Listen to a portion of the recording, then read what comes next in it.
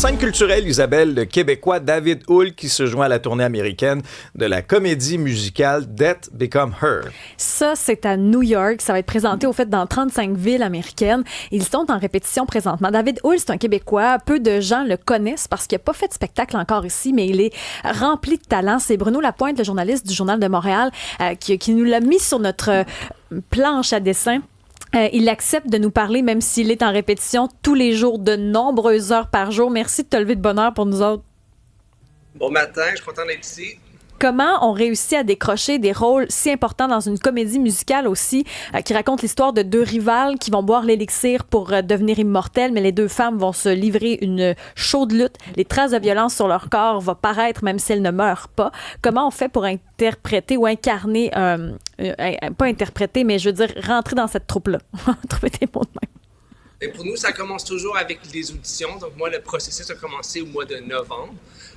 L'an passé, je faisais un spectacle en France. Donc, j'ai reçu un courriel au mois de novembre pour me présenter pour une audition à Toronto. Malheureusement, les délais, c'était genre de 2 jours. Je ne pouvais pas me présenter en personne. J'ai fait 2 rondes d'audition par vidéo. Et par la suite, j'ai été invité à New York au mois de janvier où j'ai fait 1 semaine d'audition. Et ensuite, je suis revenu à New York en février pour un autre 5-6 auditions. Oh et mon moi, Dieu. ma spécialité, c'est je suis acrobate. Donc, vu que c'est une comédie musicale, j'ai commencé avec les auditions de gymnastique.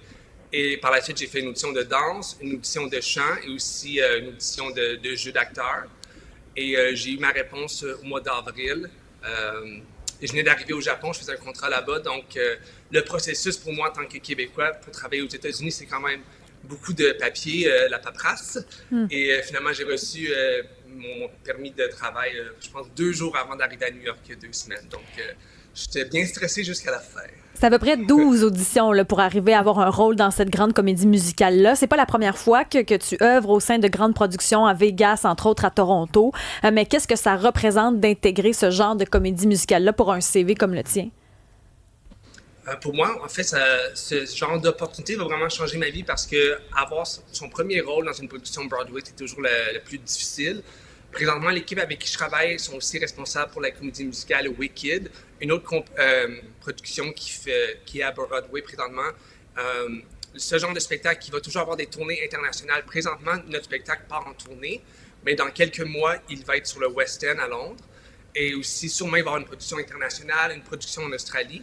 Et moi, vu que je suis engagé comme acrobate spécialiste dans le spectacle, il va falloir venir voir le spectacle. Mais il y a un moment où c'est vraiment juste moi qui fais une série d'acrobaties. Et présentement, dans le monde, on est juste 2 personnes à être capables.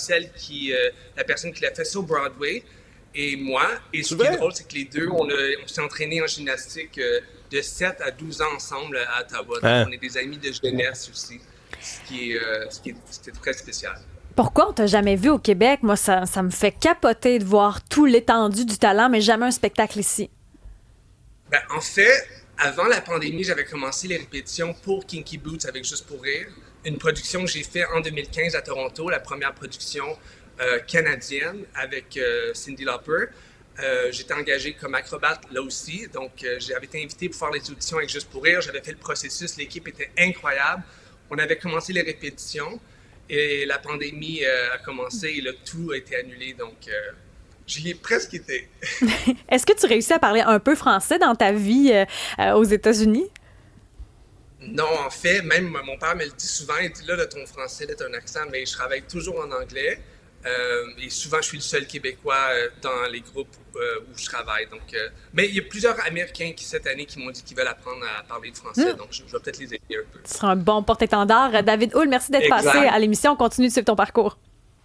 Merci beaucoup pour votre temps. Bonne journée. Là. Merci salut, David. Bonne répète. Bon succès. Aux nouvelles maintenant avec Alexandre Moranville-Ouellette. On apprend que le transport médical par hélicoptère de Santé Québec va s'étendre dans la province. Oui, dès cet automne, parce que là, depuis juin autour de Québec, à l'aéroport Jean-Lesage, il y a des hélicoptères là, désormais affiliés avec Santé Québec, des Bell 412 médicalisés, là, des hélicoptères qui peuvent voler jusqu'à comme 220-260 km/h, qui vont extrêmement vite, qui sont manœuvrables, mais surtout, à l'intérieur duquel il y a un médecin, il y a une infirmière, il y a des installations d'urgence pour continuer à faire des perfusions, de la réanimation cardiaque, monitorer tous les signes de santé, tous les signes vitaux d'un patient.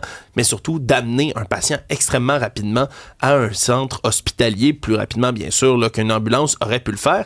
Avant, c'était juste entre un centre hospitalier à un autre là, qu'on utilisait les hélicoptères, mais maintenant, on va là, desservir des régions en entier. Là. On desservait déjà donc Chaudière-Appalaches, le Bas-Saint-Laurent, le Saguenay-Lac-Saint-Jean va s'ajouter là, dès le 24 août prochain. À partir de cet automne, à Mirabel, on va baser également des hélicoptères de ce type-là pour servir la région de Montréal. Reste à voir exactement à quel point ça va être utilisé parce qu'il y a certains centres hospitaliers qui n'ont pas encore les installations nécessaires pour recevoir là, un hélicoptère. Par exemple, le CHUM n'a pas d'héliport. Il n'y a aucun endroit, même sur le toit, où tu peux te poser comme ça. Va falloir développer des infrastructures si on veut optimiser l'utilisation de ces hélicos-là. Un appel à la vigilance est lancé au Centre culturel islamique de Québec. Oui, à moins de 6 mois du triste 10e anniversaire de la fusillade de la Grande Mosquée de Québec. Rappelez-vous, c'était en janvier 2017, là, où 6 personnes ont été blessées. Plusieurs personnes ont été blessées, 6 personnes sont décédées dans la fusillade là, qui avait eu lieu. Et là, dans un communiqué qui est envoyé le dimanche, le Centre culturel islamique de Québec demande aux fidèles de tous faire leur part pour être capable de gérer la sécurité autour des lieux de prière, particulièrement le matin. C'est un peu flou parce qu'ils n'ont pas parlé d'une menace directement qu'ils auraient reçue, mais semble-t-il que l'équipe de sécurité a identifié des gens louches qui rôdent là, autour de la Grande Mosquée de Québec. Il y a eu du vandalisme dans la mosquée de Donnacona récemment, il y a eu du vandalisme aussi à la mosquée de Verdun, ici dans notre coin à Montréal. Et là, on dit, regardez, fermez toujours la porte derrière vous, faites des vérifications quand quelqu'un que vous connaissez pas rentre dans le centre. S'il y a quelque chose d'inhabituel, vous appelez la police. On resserre des mesures de sécurité, c'est toujours inquiétant d'entendre ça.